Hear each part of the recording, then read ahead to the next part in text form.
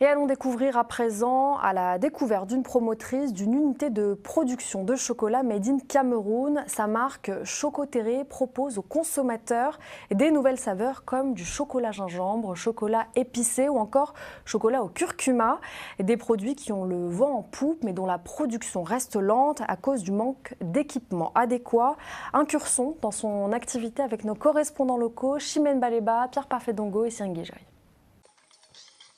Dans ce champ de cacao d'environ 7 hectares, situé à plus de 11 km de Yaoundé, Thérèse a entrepris un projet audacieux. Fonctionnaire retraitée, elle tire désormais ses revenus de cette unité de production locale du chocolat. Ce matin, l'ambiance est bon enfant. Cette saison, la récolte est abondante. Un jour, je dis à mon mari que il faut qu'on transforme notre cacao parce qu'un jour, il m'a dit au revoir qu'il vient vendre le cacao. Or, quand on faisait les travaux, je suivais combien il a dépensé pour défricher le champ, pour entretenir, combien on a payé des manœuvres. Et lui a dit que moi, je crois qu'on perd. Ça ne donne rien. Autant, c'est là que certaines personnes abandonnent. Elle me dit donc, je peux donc faire comment, c'est ce que nous... Je lui ai donc dit qu'on va essayer de voir comment transformer. L'écabossage est une phase cruciale. Il faut du tact et le maximum de concentration pour mieux extraire les fèves de cacao. On essaie de suivre les normes. Parce que quand on utilise la machette, parfois ça blesse les fèves. Et une fois que la fève est déjà blessée, elle va contaminer les autres fèves.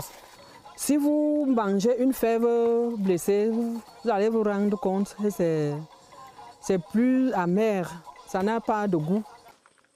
Écabossage, fermentation, séchage, puis vient l'étape purement industrielle. Ici, nous assistons au conchage qui permet d'obtenir la pâte onctueuse. Ici, il faut d'abord passer par la torréfication, passer par écraser les fèves. Et ensuite, on passe par le grammage des ingrédients. Cette machine, issue des matériaux rudimentaires, est une fabrication made in Cameroun. Conséquence, la capacité de production est faible. L'on ne peut qu'obtenir 700 tablettes par mois. Et on continue encore à chercher si on peut obtenir une grosse marmite de 30 kilos. Parce qu'on voudrait que l'entreprise grandisse. Il y a des jeunes là, ils veulent faire carrière. Donc, je dois quand même leur donner cette chance-là. Sa marque est Chocoterré, un chocolat au goût pur, des saveurs proches des menus locaux.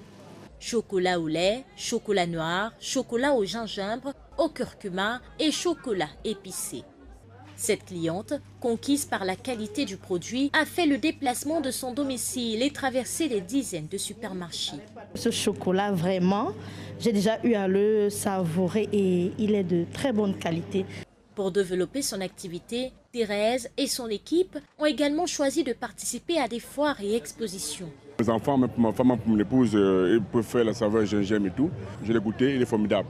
De fonctionnaire retraité à maître chocolatier, Thérèse est fière de cette nouvelle casquette qui lui permet d'ouvrir de nombreuses opportunités aux chercheurs d'emploi et œuvrer pour la transformation industrielle du cacao. Grand producteur mondial du cacao et café, le Cameroun demeure aux bas échelles dans la commercialisation du chocolat.